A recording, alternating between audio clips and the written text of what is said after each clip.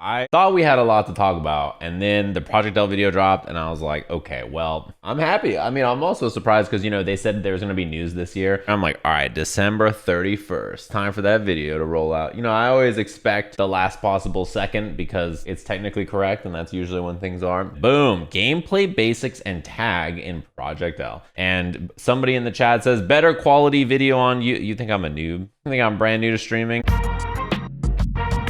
All right, as I was saying, I am brand new to streaming. My internet just exploded. Where were we?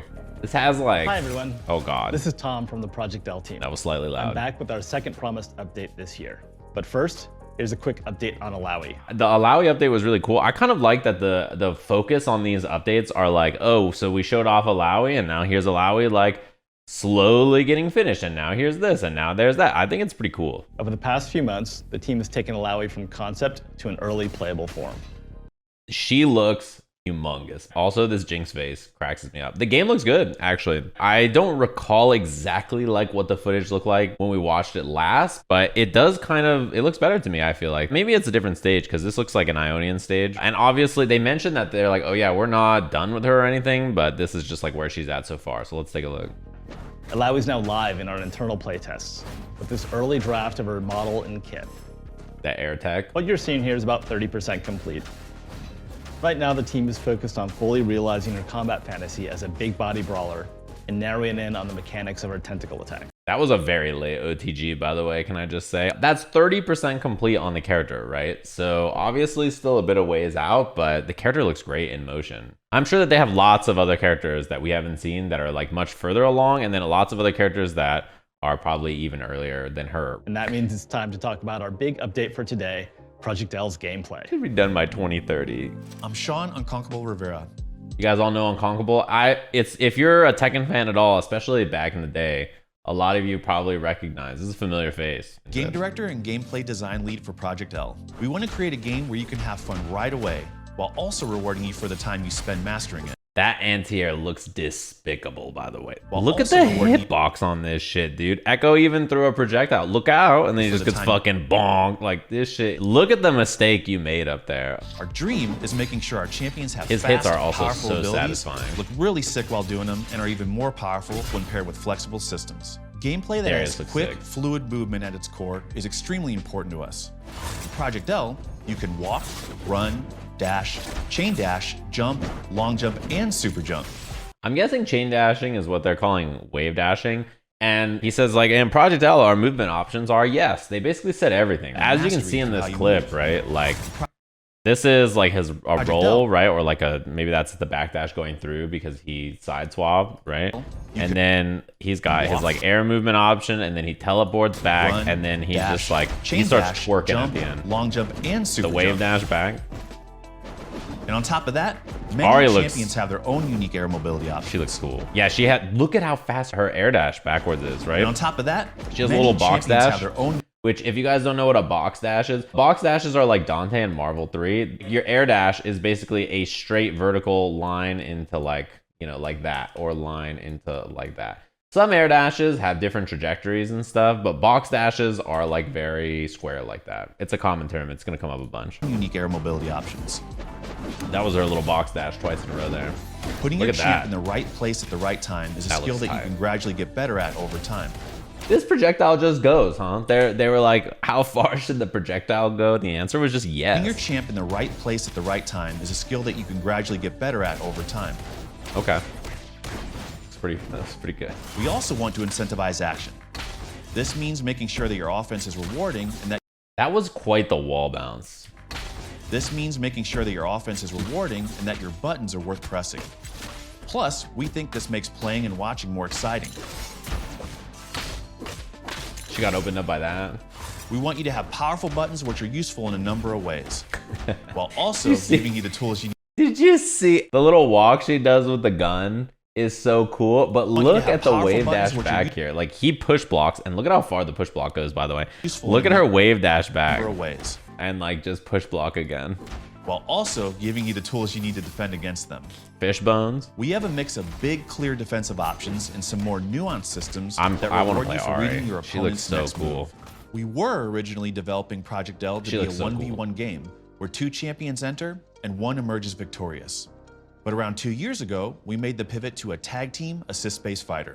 This is interesting, right? So they say the game was originally intended to be 1v1. Like all the early stuff just had one character fighting another. I think about League as a team game, so having a B2v2 is cool. It also lets you go a little more wild. One-on-one games, normally the power level is not as absurd because you don't have an extra character just twerking on you, doing absolutely disgusting things as an assist or another character. So just naturally, the game just becomes extremely absurd in how strong your characters are allowed to be and how cool the stuff they're allowed to do is. League is always a 1v9, true. The goal of the game is not to be like, guys, how can we make this fair? You and I walk 10 steps, turn around, draw, and shoot each other. It's like, you know, when you're a little kid and you're like, I defeat your dinosaur by using my rocket launcher. And it's like, oh yeah, well, I have a rocket launcher proof armor for my dinosaur and I summon a missile. Like you're like a child who just has an overactive imagination. Not to say it's the only style of game that's fun, but you're just allowed to be ridiculous.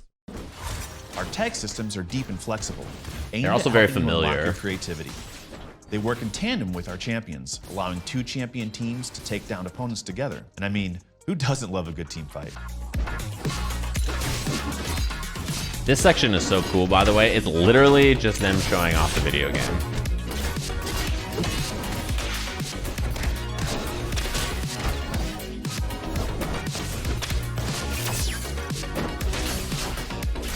That animation was pretty cool looking too. This fireball looks not okay. This is so tight. This Jinx Echo part where she kicks and then shoots. This looks like 2 different normals, right? Kicks and then shoots the trap. And then Echo comes out in his assist and his assist hits the trap and then you tag into Echo. And then he can keep hitting the trap. Think about hitting items in Strive or something. Imagine making it work with like 2 different characters, point and assist, and like, I don't know if the other character can hit it. I don't know if Darius can hit it or not, but. And then gets a cross up with it, like, oh man. That Arya assist looks cool too. She's got the Phoenix assist.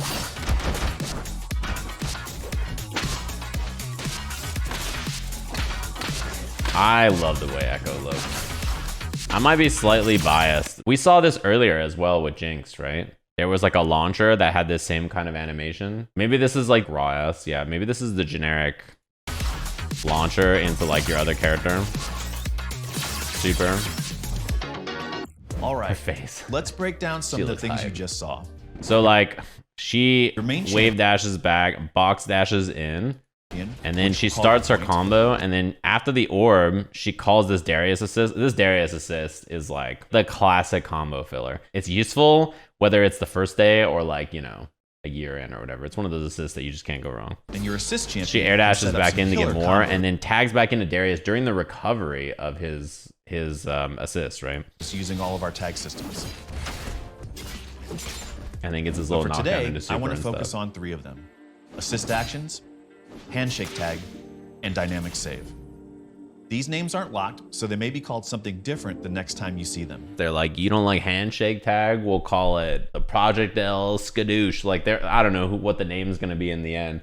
But you know someone in the office is like, what the fuck are we actually gonna call this, guys? The gank? Well, you can't call it the gank because League players always blame every loss on not getting ganks, and if you put that power into their own hands, they're gonna be like, what am I gonna do if I have the power to gank my own lane? Like, I can't blame my jungler. Modern tag games really like this style of tag. So before, assists would just come out and do stuff. That was like what our versus games were like for a long time. But lately, the option in like Marvel Infinite and BB Tag, this game, like a bunch of other games, they're like, all right, now when an assist character comes out, you can swap into your assist character at any time. It is very similar to the BB Tag mechanics for sure. This is similar to the burst in that game too, where, you know, it's baitable, it's blockable, but also if it hits, then it gets you out. Assist actions are your bread and butter, and each champion has 2 they can perform from off screen. You can even hold the input to get a charge assist. 2 assists plus a charge version of it, kind of. You can think about it like 3. What it's good at. Handshake tag lets you immediately swap between your point and assist champions as long as they're both on screen. It also lets you set up some really powerful pressures. This shit is why this kind of option is so messed up. Because you see how Ahri is the main character here? Like, she's the character you have to block, At any point, you can just hit the button to tag, and then you are Echo. And you can even use the... And then you're going low on the other side. The screen like flashes yellow, and he doesn't seem like he acts immediately, but yeah, it's gonna be disgusting. The last like, type it's gonna system I hit want you. to talk about today is Dynamic Save. Dynamic Save lets you call your assist champion on screen in an attempt to save your point champion. Yeah, like a burst. But be careful about timing your Dynamic Save, because it can be countered if you're being too predictable. Yes, sir. That's all we're ready to share for now. All right, we can finish out the video and then come back. Thanks, Sean. Brief We're pretty Yang pumped footage. about how things are coming together. Thanks to all the tournament organizers who met with us at EVO last summer to share your thoughts, feelings, and hopes for Project L's community and competitive scene. Next character. We're making this game with you in mind, and we want to empower you to keep pushing our community forward. For those of you out there looking to get into fighting games for the first time, try finding a local scene in your area. Fighting games, like most things, I recognized a lot of gamers. There's a lot of fighting game people I recognize in this picture, in this video, which is cool. Fighting games, like most things, are way better when they're enjoyed with friends. FGC folks, help the new folks out by sharing your links in the comments. Thanks so much for everything, and stay tuned for more next year. Boom. So below this, they dropped like a link, and they're like, hey, if you help people learn, teach, etc. fighting games, then like post something here. That is really cool. A lot of people down there are like advertising Corey Gaming and like lots of other places. And the nice thing about Good Versus games too is that people who don't play those games love watching those games because they're just so fast paced and they make the characters really look cool. And I think they're a nice contrast to like all the great 1v1 fighting games that are coming out now. I wouldn't call Peacock fun, but all right. Yeah, I mentioned fighting games, not shooting games, okay? Peacock is a Valorant guest character, and I'm not trying to hear it. You know someone's gonna be playing Jinx and some other shooting character, Jinx Ezreal, and just wave dashing away from you, shooting the gun. Ezreal's teleporting away, mystic shotting you to death, and you're just like, help. Dude, come on, what the hit stun on this? How many frames of hit stun is necessary for a jump attack? Like, he fully dashes all the way in after hitting it, and Echo is still like doing the Mortal Kombat finish him pose. Like, he's still stuck. He has so long. That's like also a dash cancel. They didn't mention this, whether it's like a system mechanic or like an RE specific thing. But she does something here and she like resets in the dash cancel. I don't know if this is a resource that she has or something you just do. I think this is where we see the launcher, right? So this is a tag launcher into the other character in the air. Echo does the same thing later. So that must be their like tag launcher. First. I love the boots, like this jumping heavy kick looking ass move to just knock you down. I wasn't gonna say foot dive, but it does have foot dive energy. Where like the combo is literally just like S, H, S, and then you just do some shit, like, yeah. Yeah, the gun noise on this and the sound effects definitely do not look finished. Sounds like they got Pat to get in the booth and they're like, all right, give us your best laser gun. He was like, and they're like, yep, looks good. That's a great point. They should have just had it be literally Marvel 3 Chris just going, fire in the hole. I'll do it. If they need someone to do the VO and just go, eat lead, suck on this, fire in the hole, I'll do that, and it's copyright safe. When they keep saying, hey, you know, this game's not done, like it's still really early, like, yeah, I mean, I believe it, because every time we see it, it looks so much better. They're showing off pretty early footage of the game to just show everybody and be like, hey, look, we're still working on this thing. I'm already imagining Freak doing the character trailers. The character, you're talking about champion spotlights. Look, I love Freak as much as the next guy, but if they need someone to do the champion spotlights, they have my number. That was my dream content when I was young. I was like, champion spotlights are hella tight. This is what I should do. That's why I did the original breakdown videos. This footage here, you guys were like watching this, and I saw so many people say, oh my god, Yun confirmed for Project L. You guys are fucking zoomers, you know that? I saw people say, oh no, Yun. I was like, that's not Yun. That's Jamie. Yeah, Yang has cool hair. That's why I like Yang. Also, thanks to all the tournament organizers who met with us at EVO last summer. Yeah, remember this? This is really funny given the Smash World Tour Nintendo situation. They're like, hey, we want to work with TOs and also go check out your local events and like go play fighting games with people around you. They're great. I'm really curious about how they'll handle tournaments for this game though, because like obviously Riot is really like hands in when it comes to like what you're allowed to do with their other video games. Are you going to be able to just run a Project L local? Like when that video game is out, can you just run a local for it? Or are they gonna kick in the door and be like, we're the riot police? Can you run like a major for this and like have this game there? Is that like a problem? Like how is this gonna work, right? That's why the end of this those of you out there looking to get into fighting games for the first makes time, people cautiously try optimistic, finding a I local think. scene in your area. Fighting games, like most things, are way better when they're enjoyed with friends.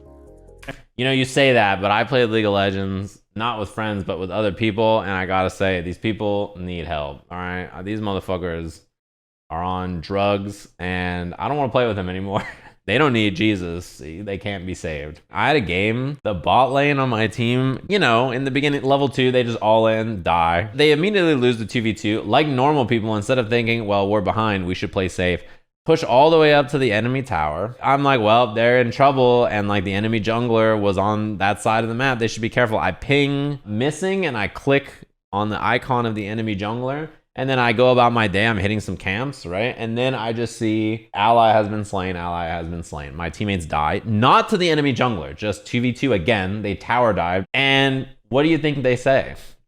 The Swain support on my team says, who pinged that? I'm muting you. Like, fuck you, you made me die there. And I was like, what? The jungler wasn't even there. And they're like, nope, this is all your fault. And of course, like, the rest of our team is like pretty strong, like pretty fed, like doing pretty well. After they've been trying to flame all game, they died 2v1 to the enemy AD carry because they fed him so much. They typed in all chat when their mid laner tried to go down, oh, look, like your mid laner had to come kill us again. Literally, the enemy mid laner had to be like, dude, you just died 2v1 to our AD carry. I wasn't even there. Are you okay? Your teammates are carrying you. And then they stopped all chatting. And then we went and killed them. And then their mid laner in all chat was like, see, your teammates got your back, dude. Are you good? I want you to know that that person did not leave the game and think to themselves, you know what? Maybe they had a point. Maybe I made a mistake trying to fight. By the way, my bot lane ended the game 6-28. They were like 3-14 each. You think they ended the game like maybe this was our fault? Maybe we like